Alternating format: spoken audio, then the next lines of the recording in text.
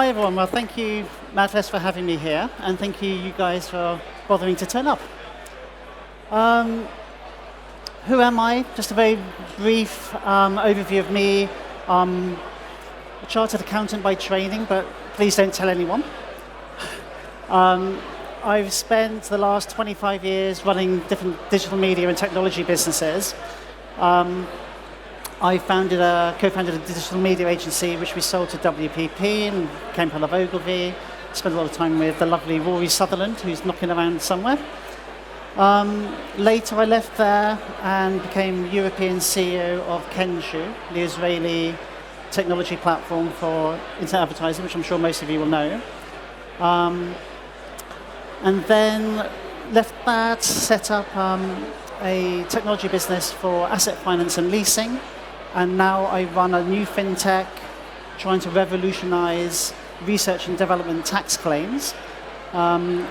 Maybe a lot of you might be making R&D tax claims using a consultant, but this SaaS platform makes it a lot easier and takes away a lot of the cost involved for fees. Anyhow, that's not why I'm here. I'm here to talk about my experience as a transgender entrepreneur. So very briefly, the journey began when I was, very young. My earliest memory, the age of 3, I knew I was in the, I knew I was in the wrong body. But I'm getting old now, I'm 51. And growing up in the 70s, it wasn't ever anything that would get talked about. So I learned to be ashamed of who I was, to suppress it, to live in denial, and hope that would never come back and bite me in the bum. Moved on with my life, living a secret double life, keeping everything suppressed. I assumed as I got older that the gender dysphoria would become less intense. Unfortunately, it tends to go the other way, as I found out to my cost. And in 2014, I ended up getting hospitalized, and I was in a special care ward. Very scary. Doctors told me that I was dying. They didn't know why. Thought I had cancer. They couldn't find it. And I knew it was a gender dysphoria coming out physically, the stress of it coming out physically. So in desperation, I then confessed to my doctor, and that's the first person I'd told in over 40 years what my real issue was. I was carrying the whole secret. And it was absolutely terrifying. I hoped that I would never have to transition. I was married, 2 wonderful kids. I had a good life. I was broadly happy apart from the gender dysphoria. And you just don't choose to leave the most privileged demographic in the world of a wealthy, white, straight, middle-aged man and join the most marginalized. It's not really a choice you'd ever want to make. But I was told by the medical staff in the end that my choices were either accept clinical depression and that I'm going to be dead within 10 years because either my body will keep shutting down or I'll just kill myself, or go through the whole process of transitioning. So here I am. So it was relatively recent. I became me in March 2017, so I'm only 5 years old now. Transitioning is scary. It is utterly horrifying. I'm in a huge upheaval in my personal life. So on the same day that I changed gender, I lost my wife, I lost my house, I lost my ability to live with my children. I was running 2 companies at the time, and I lost one of those because my business partner refused to ever see me again in person. And then you had the challenge of the first time you're going out, meeting clients, meeting your colleagues, meeting staff, suppliers in your new gender. I can tell you that is a very, very scary experience. I had a mixed response business-wise. So one business I had to leave because my business partner wouldn't see me. My other business was an R&D consultancy. I had, Jesus, what's that? I had 30 or 35 clients at the time, and I had to do the coming out story to every single client within like 2 weeks, because I had to explain why they're now going to be getting emails from Zoe and not from Mike, which was my old dead name. But luckily, 100% supportive. I didn't lose a single client, and I've won lots of clients since. So it's been a very, very positive process from that. Most people feel now that LGBT rights in this country are very well developed, but there's still a lot of work to do. 62% of LGBT people that come out as LGBT at university go immediately back into the closet when they take their first job. Some recent reports for transgender, it's even worse. 41% of trans people, these are all UK statistics, 41%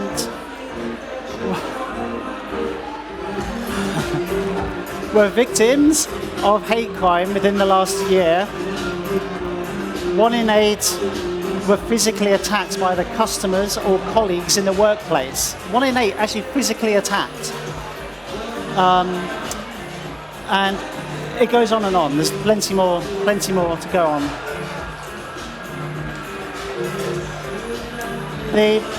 The one thing that most people don't realise, when you're transgender, it's very different to the rest of the LGBT community, because when you go to a meeting, when you go meet colleagues or clients, you don't have the choice to let them know whether or not you're LGBT.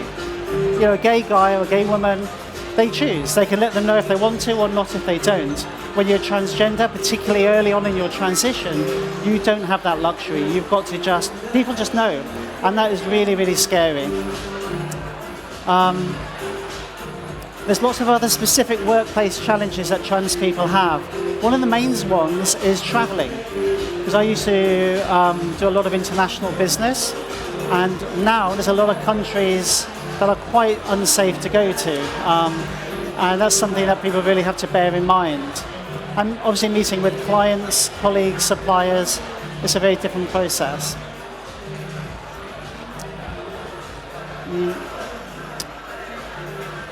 So what can the business community do to support the wider LGBT community and trans people in particular? I think larger companies have really got it right now. Most of them have their own internal networks. They very visibly show their support to the community. And I think that's the key. With 62% of people going back in the closet when they take their first job, 66% of people actually work in SMEs. And most SMEs don't show any visible support to the LGBT community. So I founded something called Pride in Business. So you can go to prideinbusiness.org if anyone's ever interested. And that is a way for smaller companies or large companies as well to actually show their support visibly. There's a little code of conduct on there of things that the company kind of believe in, which is basically be yourself, you like it that way. I mean, that's the whole crux of the matter. And then you can just apply free of charge, and we send you some logos to go on your website. And if anybody is there looking for jobs and they come to your website to check you out, you can see that, or they can see that you are supportive of the community, and they know they don't have to hide who they are if they get a job with you. In addition to doing the right, being inclusive is doing the right thing morally, but also it's very, very good for business. There are many, many studies out now showing that diverse companies are more profitable. And I've got a few examples here. The Harvard Business Review, they concluded that cognitively diverse teams, they solve problems faster than teams of similar people. Deloitte did a report showing that employees who think their organizations are committed to diversity, it increases their ability to innovate by 83%. because having different opinions all coming in to try and solve the same problem makes things a lot faster. Diverse teams make decisions 60% faster than non-diverse teams, and it goes on and on. So there's plenty of reason to actually embrace diversity in your company rather than just doing it from a business reason rather than just from a moral reason. And then finally, please feel free to get in touch. Well, firstly, if you're wanting to do any research and development tax claims and you want to save a bunch of money, get in touch with me and we can help you through Bacano. In addition to my day jobs, I also have a number of gay jobs. So I'm the first transgender co-chair of the Gay Women's Network. I founded Pride in Business that I mentioned. I'm a non-exec director of Series Q, and that's a really good network. It's a network for LGBT entrepreneurs, mainly technology entrepreneurs, and they give a lot of support, help people get financing and things like this. I'm a member of the Tech London Advocates LGBT Committee and a number of other things. I also run a lot of workshops now for larger companies that want to give training to their staff and their businesses about how to best support the community. And I'm now also doing media work. So I've got some TV slots, I'm in the press quite a lot, basically trying to counter the extreme transgender voice that you always hear in the media these days. I find that it kind of alienates the public. I don't think it represents me. And just because I happen to be born with gender dysphoria doesn't suddenly give me all these extreme radical views. As I say to everybody, if I was an idiot before, I'm now just the same idiot, but now in a dress. And I'm just trying to get a voice out there to counter the more extreme views. Now, if this journey hadn't happened to me, I know that I'd have hundreds and hundreds of questions, most of which I would never dare to ask because I'd be too scared of causing offense. But I'm very happy to answer anything. So you've all got your golden ticket, which means if anybody has anything they want to ask, no matter how personal, please feel free. Zoe, thank you. Anyone have any questions for the golden ticket? Zoe, I've got one question, and it's a selfish one, but you said that you had to, once you transitioned, you had to speak to all of your clients. You said you didn't lose a client, and you also won a lot of work. As a sales guy myself, I'd love to know how your pitch changed or not. It didn't change that much because people realized that my ability to do my job has got nothing to do with my gender. Although the first time I did a big presentation, it was to a room full of startups in a tech incubator. And there was probably about 50 or 60 people there from about 20, 30 different tech startups. And I was pretty terrified. I'd only been me for like 6 weeks. And I thought, well, this is going to be awkward. People are going to realize I'm transgender. How am I going to do this? So I thought, I'm going to just tackle it head on. So my first slide was a boardroom with people around the boardroom and a massive, great big elephant. So I said, okay, let's address the elephant in the room. Yes, I'm transgender. Everybody laughed, it diffused everything, and then we just got on with it. So any questions from you guys? Oh, give me 2 seconds.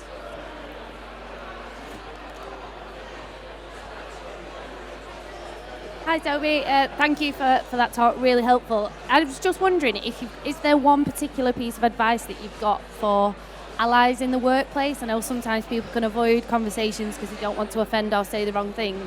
I'm just wondering if you have one piece of advice for us to be the best allies we can be in a workplace. Okay, thank you. That's a really important question. And I would say the most important thing is just to not treat us any differently. As I said, I'm the same idiot as I was before. I just look a bit different now. And I'm quite open. I'm very happy to talk about absolutely anything because I want people to accept. I believe people can only accept if they understand. And they can only understand if they have their questions answered. I think in 20, 30 years' time, these conversations aren't going to be needed. Like, it isn't really for gay people these days. It is, but it is still for trans. So you've got to be a bit careful, I suppose, because there's a lot of trans people that aren't comfortable answering questions, but people like me are, and those people tend to make themselves known. And so, yeah, I'd say get all your questions answered from people that are happy to answer them, and then just treat everybody else exactly as you would otherwise. Thank you. Any other questions before we close for lunch? Oh, there we go.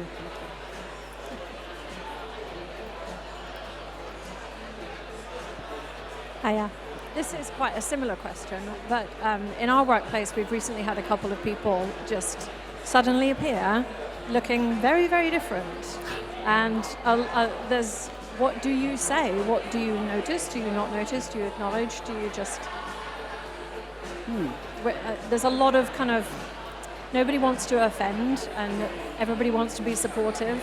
But on Friday, you were Christopher, and today you're Christine. And what do you say when somebody rocks up looking completely different in a supportive way? Is it a large company? There's about 100 of us. It sounds like they didn't manage it very well. I don't know that they knew it was going to happen. Really? Yeah, and there's been probably, I think there's 2 times that this has happened quite recently, which is, and I think everybody's like, brilliant. I'd be very surprised if the company didn't know, because anybody going back in new gender, they have to tell HR for payroll information and things like this. So it sounds like it wasn't handled particularly well. I've helped companies do this in the past where they then have once a person's away, starting their transition or whatever, having an all-company meeting just to explain what's happening and just to help everybody understand. And if it was me going back, having just transitioned, I think it would be weird if somebody didn't mention it, because you would do, wouldn't you? I mean, but it depends how you mention it. As long as it's not laughing and pointing, that probably wouldn't be the best thing. But if it's just talking about it in a general way and saying good for you, anything we can do to help, and acknowledging it that way, I think that's a really positive thing. Zoe, thank you so much. Give a round of applause for Zoe Chowney. Right.